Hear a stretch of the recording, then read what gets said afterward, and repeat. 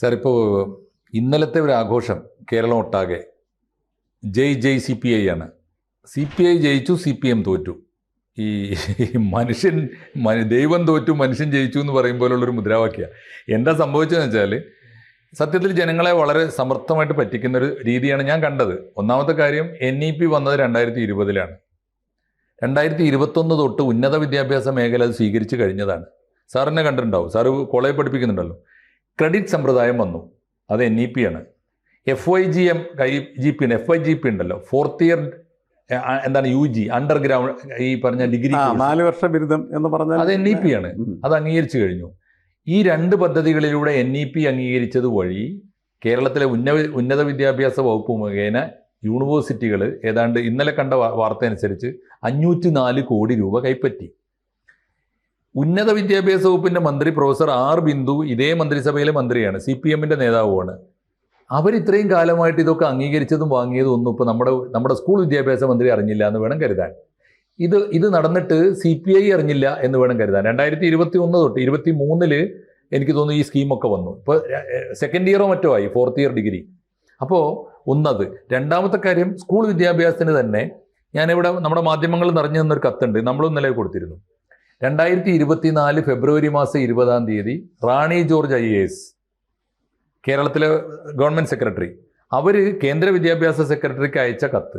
ആ കത്തിൽ പറയുന്നുണ്ട്, ഞങ്ങൾ സർവ്വസമ്മതമായി കാത്തിരിക്കുകയാണ് PM ശ്രീ പദ്ധതി നടപ്പാക്കാൻ. ഞങ്ങൾ അതിനുവേണ്ടി സബ് കമ്മിറ്റി രൂപീകരിച്ചിട്ടുണ്ട്. ഉന്നത IAS ഉദ്യോഗസ്ഥന്മാരുടെ സബ് കമ്മിറ്റി ഉണ്ട്. അവരുടെ റിപ്പോർട്ട് വന്നാൽ ഉടനെ സമ്പൂർണ്ണമായി നടപ്പാക്കും. MOU ഒപ്പിടും. ഞങ്ങൾ റെഡിയാണ് എന്ന് 2 കൊല്ലം മുമ്പ് 2024 ഫെബ്രുവരി 20-ന്. അന്നും നമ്മുടെ CPI ഇതൊന്നും അറിഞ്ഞില്ലേ? അപ്പോൾ ഈ ഒരു പ്രഹസനമാണ് ഇപ്പോൾ നടന്നുകൊണ്ടിരിക്കുന്നത്. ഇനിയിപ്പോൾ എന്താ, ഈ NEP-യുടെ തന്നെ അവസാനത്തെ പാരഗ്രാഫിൻ്റെ തൊട്ട് മുമ്പ് പറയുന്നുണ്ട്, ഇതിൽ നിന്ന് ഈ കരാറ് സെൻറ്ററും സ്റ്റേറ്റും തമ്മിൽ ഒപ്പുവെച്ചാൽ പിൻവാങ്ങാനുള്ള അവകാശം സെൻറ്ററിന് മാത്രമാണ്. ന്യായമായ കാരണങ്ങളുണ്ടെങ്കിൽ ഇന്ന സ്റ്റേറ്റ് ഇതിനകത്ത് വേണ്ടാന്ന് തീരുമാനിക്കാൻ അവർക്ക് അവകാശമുണ്ട്. ആരും അപേക്ഷ കൊടുത്താൽ പോവില്ല. അതുകൊണ്ട് ഇപ്പോൾ എന്താ തീരുമാനിച്ചത്? CPI ജയിച്ചു എന്ന് അവകാശപ്പെടുന്നത് ഒരു കത്ത് അയക്കാൻ പിണറായി വിജയൻ തയ്യാറായി. ആ കത്ത് പോയാൽ ഒന്നുകിൽ അത് നേരെ ചവറ്റുകൊട്ടയിലേക്ക് പോകും, അല്ലെങ്കിൽ ഇത് നിയമപ്രകാരം പരിഗണിക്കാൻ കഴിയില്ല, NEP കരാറ് ഇങ്ങനെയാണ്, NEP വ്യവസ്ഥ എന്ന് പറഞ്ഞ് തിരിച്ചു വരും. എന്നാൽ ഇപ്പോൾ ആഘോഷിക്കുന്നത് എന്തോ CPI CPM-നെ തോൽപ്പിച്ചു എന്നാണ്. എങ്ങനെയാണ് ഈ പൊറാട്ട് നാടകങ്ങളെ NM പിയേഴ്സൺ എന്ന മാർക്സിസ്റ്റ് സൈദ്ധാന്തികൻ കാണുന്നത് എങ്ങനെയാണ്? അല്ല, ഇതിൻ്റെ പ്രധാനപ്പെട്ട പ്രശ്നം, അല്ലെങ്കിൽ നമ്മൾ സെമിനാറിലൊക്കെ ഞാൻ പങ്കെടുത്തിരുന്നതാണ് NEP വരുന്ന സമയത്ത്. അതിൽ പ്രധാനപ്പെട്ടതും ഈ സൂക്ഷ്മതലത്തിൽ എതിർക്കപ്പെടുന്ന ഒരു കാര്യം എന്ന് പറയുന്നത്, NEP 3 Cകളിലേക്ക് കേന്ദ്രീകരിക്കപ്പെടാൻ പാടില്ല എന്ന്. 3 C ആണ് എതിർപ്പിൻ്റെ പ്രശ്നമായിട്ട് പറയുന്നത്. ഒന്ന് സെൻട്രലൈസേഷൻ, രണ്ടാമത്തെ കൊമേഴ്സ്യലൈസേഷൻ, മൂന്നാമത്തെ കമ്മ്യൂണലൈസേഷൻ. ഇതാണ് പ്രശ്നം. അല്ലാണ്ട് ഇവരെയൊക്കെ പറയുന്ന പോലത്തെ വിഷയങ്ങളല്ല.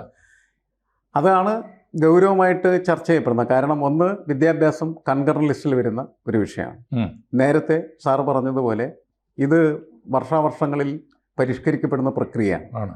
നേരത്തെ പല ഘട്ടങ്ങളിലും ഇത് പരിഷ്കരിച്ചിട്ടുണ്ട്. അങ്ങനെ പരിഷ്കരിക്കുന്ന സമയത്ത് ഉണ്ടായിരുന്ന ഒരു രീതി എന്ന് പറയുന്നത്, സംസ്ഥാനം തന്നെ ഒരു കരടൊക്കെ തയ്യാറാക്കി കേന്ദ്രത്തിന് അയച്ചു കൊടുക്കാം. എന്നിട്ട് കേന്ദ്രം അത് പരിശോധിച്ചിട്ട് ആവശ്യമില്ലാത്തൊക്കെ വെട്ടിക്കളയും, കൂട്ടിച്ചേർക്കേണ്ടെങ്കിൽ കൂട്ടിച്ചേർക്കും.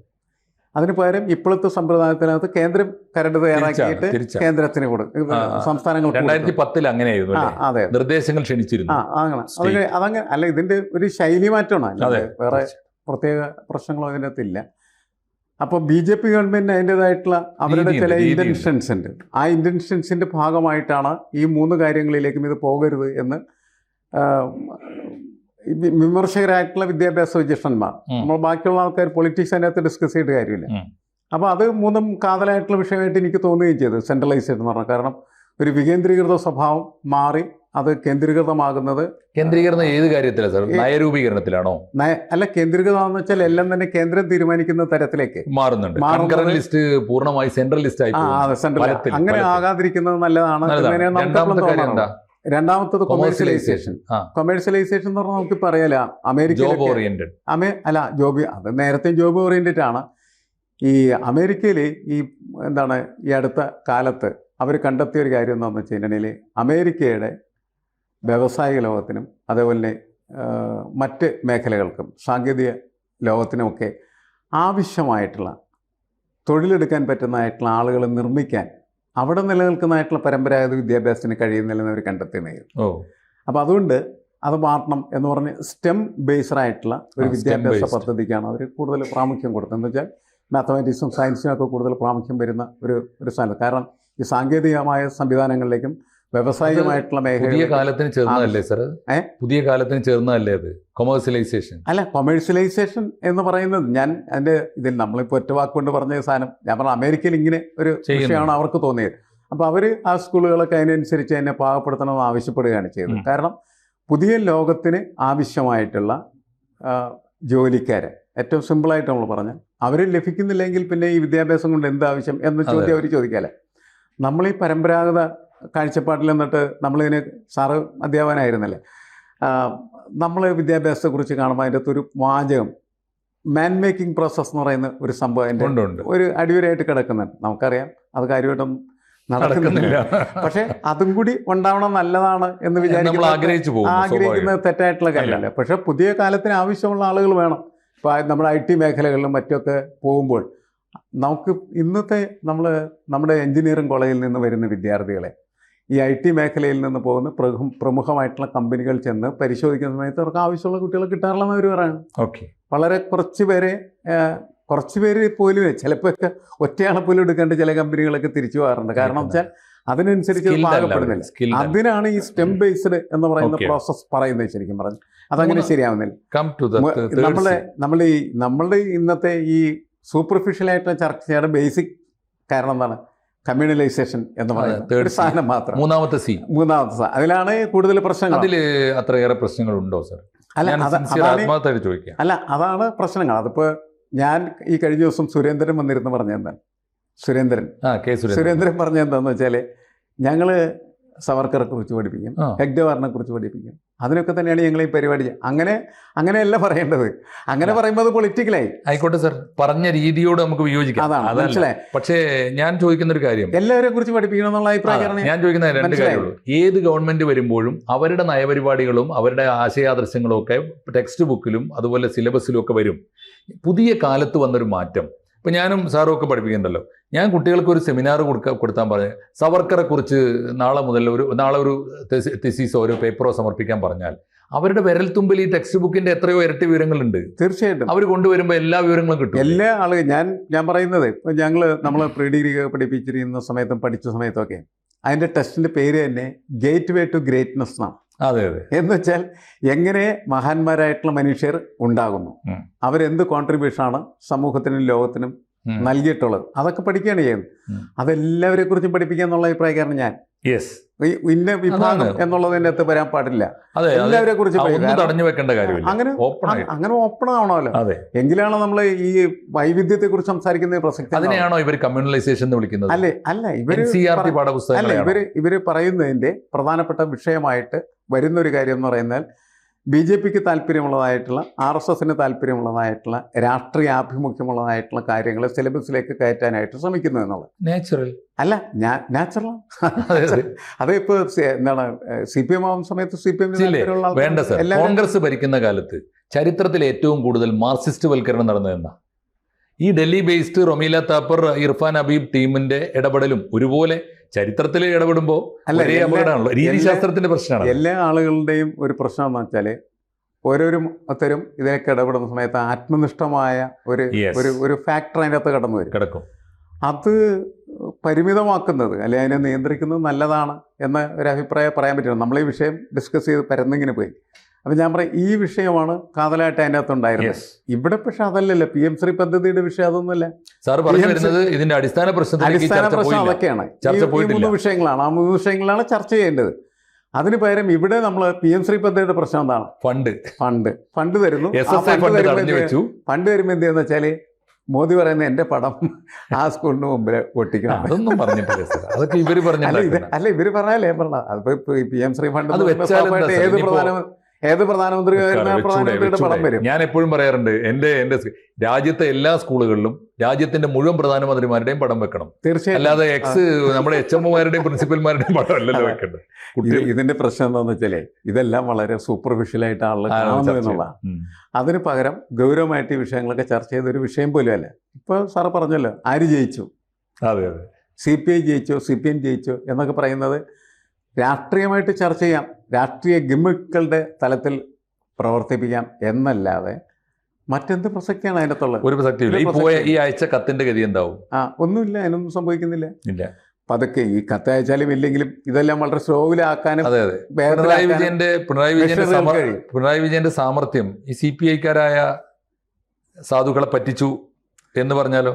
അല്ല, ഞാൻ അത്തരം ഭാഷകൾ ഉപയോഗിക്കുന്നത് അത് ഇതേപോലെയുള്ള ഒരു പൊളിറ്റിക്കൽ ഗിമ്മിക്കായിട്ട് മാറില്ല. നമ്മൾ പറയുന്നത് എന്താണെന്ന് വെച്ചാൽ, ഇതിനകത്ത് എനിക്ക് തോന്നിയൊരു വലിയ പ്രശ്നം എന്ന് വെച്ചാൽ, ഇതിൻ്റെ സത്യാവസ്ഥ കൃത്യമായിട്ട് പറയുകയും, ഇതാണ് PM ശ്രീ പദ്ധതി. ഈ PM ശ്രീ പദ്ധതിയിൽ ഒപ്പുവെച്ചില്ലെങ്കിൽ നമുക്ക് എങ്ങനെയാണ് ഫണ്ട് ബ്ലോക്ക് ആവുന്നത്? നമ്മളുടെ സംവിധാനം മുഴുവനും മാറിയിട്ടുണ്ട്. അത് 21 തന്നെ മാറിയാണ്.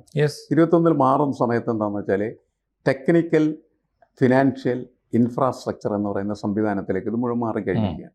അങ്ങനെ മാറുന്ന സമയത്ത് പ്രധാനമന്ത്രിയുടെ ഒരു സോഫ്റ്റ്വെയർ, ഓരോ സംസ്ഥാനത്തിൻ്റെ ഓരോ സോഫ്റ്റ്വെയർ, ട്രഷറി റിലേറ്റഡ് ആയിട്ട് ഇത് രണ്ടും ഇൻ്റഗ്രേറ്റ് ചെയ്ത് കഴിയുമ്പോൾ നമ്മൾ ഇവിടെ നിന്നൊരു അപേക്ഷ സമർപ്പിച്ച് കഴിഞ്ഞാൽ ആ അപേക്ഷ ടേക്കപ്പ് ചെയ്യുന്നത് ഓരോരോ മാനദണ്ഡങ്ങൾ വെച്ചിട്ടാണ്. അങ്ങനെ നോക്കുന്ന സമയത്ത് PM ശ്രീ ഒപ്പുവെച്ചിട്ടുണ്ടോ? ഇല്ല. എനിക്ക് ഫണ്ടില്ല, SSA ഫണ്ട് കൊടുക്കാത്ത അതുകൊണ്ടാണ്. തീർച്ചയായിട്ടും ഇത് ഇങ്ങനെ ഇത്തരം സാങ്കേതികമാക്കി മാറ്റപ്പെട്ടിരിക്കുന്നതായ ഈ സംവിധാനത്തിൻ്റെ കാര്യങ്ങളൊക്കെ നമ്മുടെ കേരള നിയമസഭയിൽ പിണറായി വിജയൻ എന്ത് ചെയ്യണം? പറയണം, കൃത്യമായിട്ട് ബോധ്യപ്പെടുത്തണം, ജനങ്ങളെ പറയണം. ഇതാണ് സംഭവം. നിയമസഭയിൽ പറയാന്ന് പറഞ്ഞാൽ ജനങ്ങളെ ബോധ്യപ്പെടുത്താന്നുള്ളതാണ്. അത് പറയാം, ഇതിൽ ഒപ്പുവെക്കണം വേണ്ടേ? സാറ് പറഞ്ഞ വളരെ ബേസിക് ആയിട്ടുള്ള കാര്യമാണ്. ഇവർ ചെയ്യുന്ന ഒന്നും ജനങ്ങൾക്ക് ഇവരെ തെരഞ്ഞെടുത്ത് അയച്ച ജനങ്ങളെ ബോധ്യപ്പെടുത്തുന്നില്ല, നിയമസഭയെ ബോധ്യപ്പെടുത്തുന്നില്ല. ഇപ്പോൾ ഒടുവിൽ വന്ന ചർച്ച എന്താ? ഇത് മുന്നണിയിൽ ചർച്ച ചെയ്തില്ല, ക്യാബിനറ്റിൽ ചർച്ച ചെയ്തില്ല, CPMന്റെ സ്റ്റേറ്റ് കമ്മിറ്റിയിൽ പോലും ചർച്ച ചെയ്തിട്ടില്ല, സെക്രട്ടേറിയറ്റിലും ചർച്ച ചെയ്തിട്ടില്ല. ആരാണ് തീരുമാനിക്കുന്നത്? അത് പിണറായി വിജയൻ തീരുമാനിക്കും. അവിടെയാണുള്ള പ്രശ്നം. നമ്മൾ ഈ കമ്മ്യൂണിസ്റ്റ് പാർട്ടിയുടെ സംഘടനാ സംവിധാനങ്ങളുടെ ഏറ്റവും വലിയ പ്രശ്നമായിട്ട് ട്രോട്സ്കി ചൂണ്ടിക്കാണിച്ച കേന്ദ്രീകൃത ജനാധിപത്യം എങ്ങനെയാണ് സബ്സ്റ്റിറ്റ്യൂഷനായി മാറുന്നത്? സബ്സ്റ്റിറ്റ്യൂഷൻ എന്ന് വെച്ചാൽ പകരപ്രതിഷ്ഠ. ആദ്യം ജനങ്ങൾക്ക് പകരം പാർട്ടിക്ക് പകരം സെൻട്രൽ കമ്മിറ്റി, പിന്നെ സെൻട്രൽ കമ്മിറ്റിക്ക് പകരം ഒരു ഡിക്റ്റേറ്റർ. അത് പറഞ്ഞ ട്രോട്സ്കിയെ അതല്ല, അത് പറഞ്ഞ ട്രോട്സ്കിയുടെ ഗതി എന്തായിരുന്നു? അങ്ങനെയാണ് പോയത്. അതങ്ങനെയാണല്ലോ സംഭവിക്കുന്നത്. ഇവിടെയും ഞാൻ പറയുന്നത് എന്താണെന്ന് വെച്ചിട്ടുണ്ടെങ്കിൽ, പിണറായി വിജയൻ അങ്ങനെ ആയിപ്പോയി. ഈ കാര്യത്തിലുള്ള തീരുമാനത്തിലും ആ പ്രകടനമാണ് കാഴ്ചവെച്ചിരിക്കുന്നത്. ഇതിന് പകരം ഈ വിഷയങ്ങളൊന്നും ഉണ്ടാവില്ലായിരുന്നു. ഇത് കേരള നിയമസഭയിൽ പറയും. കേരള നിയമസഭയിൽ ഇവർ കോൺഗ്രസ്സുകാരോടൊക്കെ ചോദിക്കാല, എല്ലാവരോടും ചോദിക്കാല, എന്ത് ചെയ്യണം എന്ന് ചോദിക്കാല. സ്റ്റേറ്റിന്റെ എല്ലാ സ്ഥലത്തും കോൺഗ്രസ്സുകാരെന്ത് ചെയ്യുന്ന വെച്ചാൽ PM ശ്രീ പദ്ധതിയിൽ ഒപ്പുവെച്ച് കഴിഞ്ഞവരാണ്. എല്ലാ സംസ്ഥാനവും അവർ ഒപ്പുവെച്ച് കഴിഞ്ഞാൽ എന്തുവരെ അവരെ ഇവിടെ ഇരുന്ന് എതിർക്കുക, KSC സമരം ചെയ്യാൻ ഞാൻ ഭയങ്കര രസമായിട്ട് കണ്ടു. എന്നിട്ട് അതിന് നേതൃത്വം കൊടുക്കാൻ. അപ്പൊ മൊത്തം നമ്മളെ ഇത് ഒരു മെലോ ഡ്രാമയാക്കി മാറ്റിക്കൊണ്ടിരിക്കുന്ന രാഷ്ട്രീയത്തിൽ. കേന്ദ്രം ജനാധിപത്യത്തിനെ കഴുത്തിന് പിടിക്കുമ്പോൾ കേരളം ജനാധിപത്യത്തിന്റെ കഴുത്ത് വെട്ടുന്നു. മീൻസ് ഭാഷ അതാവണമെന്നില്ല. ജനാധിപത്യത്തെ കൊല്ലുന്നതിൽ കേന്ദ്രവും കേരളവും ഒക്കെ തുല്യ പങ്കുവഹിക്കും. അല്ല, ഭരണാധികാരി കേന്ദ്രമാണോ കേരളമാണോ എന്നുള്ളത് നമ്മളിങ്ങനെയൊക്കെ ചർച്ച ചെയ്യുമ്പോഴാണ്. ഭരണകൂടത്തിൻ്റെ പ്രധാനപ്പെട്ട പണിയെന്ന് പറഞ്ഞാൽ ജനാധിപത്യ വ്യവസ്ഥയെ സമ്പൂർണ്ണമായിട്ട് ചവിട്ടി മെതിച്ച് തകർത്തില്ലാതാക്കുക എന്നുള്ളതാണ്. ആളുകൾ വെറുതെ ഇങ്ങനെ അതൊക്കെ കണ്ടിങ്ങനെ നടക്കുക. അതാണ് പൊതുവായിട്ട് നമ്മുടെ കൺമുമ്പിൽ വെച്ച് മരിച്ചുകൊണ്ടിരിക്കുന്നത് PM ശ്രീയും NEP ഒന്നും അല്ല, സാക്ഷാൽ ജനാധിപത്യം തന്നെയാണ്. അതാണ് ഇതിൻ്റെ ഗതികേട്, അതാണ് ഇതിൻ്റെ സങ്കടം. അതായത് ഗൗരവമായിട്ട് ഇത്തരം വിഷയങ്ങൾ ചർച്ച ചെയ്യാനും അതിലേക്ക് കാര്യങ്ങൾ കൊണ്ടുപോകാനും നമ്മുടെ സമൂഹത്തിന് ഒരിക്കലും കഴിയുന്നില്ല, താല്പര്യമില്ല, കഴിയുന്നില്ല, കഴിവുള്ളവരില്ല. ഒക്കെ പ്രശ്നങ്ങളാണ്. പൊളിറ്റിക്കൽ ലീഡേഴ്സിൻ്റെ കഴിവുകൾ വളരെ പ്രധാനപ്പെട്ടതല്ലേ ഇതിനകത്ത്. പിണറായി വിജയൻ എന്തുകൊണ്ടാണ് എല്ലാ ആളുകളെയും വിസ്മരിപ്പിച്ച്, അല്ലെങ്കിൽ അവർ ഇല്ലാത്ത ആളുകളാണെന്ന് കരുതി നിഷ്പ്രഭരാക്കിയത് ചെയ്യാൻ കഴിയുന്ന അദ്ദേഹത്തിൻ്റെ ഒരു കപ്പാസിറ്റിയാണ് ശരിക്കും. നമ്മളതിനെ എതിർക്കുന്നു. പക്ഷേ ആ കപ്പാസിറ്റി ഉള്ളതിൻ്റെ പേരിൽ മാത്രമാണ് ഇവരെല്ലാവരും എന്ത് ചെയ്യുന്നത്, ഇങ്ങനെ നിശബ്ദമാക്കപ്പെട്ടു. ഇവർക്ക് ഇതിന് ചോദ്യം ചെയ്യാൻ പറ്റുന്ന തരത്തിലുള്ള ഒരു സർഗാത്മകത, ഒരുതരം ഷണ്ഡീകരണം നടന്നിരിക്കുന്നു നമ്മുടെ പ്രതികരണ ശേഷി. പിന്നെ പൊളിറ്റിക്കൽ ലീഡേഴ്സൊക്കെ എന്ന് പറഞ്ഞിട്ടുണ്ടെങ്കിൽ നമ്മൾ പറയുന്നവരെ നമ്മുടെ സമൂഹത്തിലെ ഏറ്റവും കൂടുതൽ കഴിവുള്ളവർ വരേണ്ട മേഖലയിൽ ഏറ്റവും കുറവ് കഴിവുള്ള ആൾക്കാർ വരുന്ന ഒരിടമായിട്ട് മാറിത്തീരുന്നു. ഇതൊക്കെ ഇതിൻ്റെ കുഴപ്പങ്ങളായിട്ട് തന്നെ നമ്മൾ കണക്കാക്കണം. ശരി. കൂടുതൽ വാർത്തകളും വിശേഷങ്ങളും നിങ്ങളിലേക്ക് എത്താൻ ABC മലയാളം സബ്സ്ക്രൈബ് ചെയ്യുക, ബെൽബട്ടനും അമർത്തുക.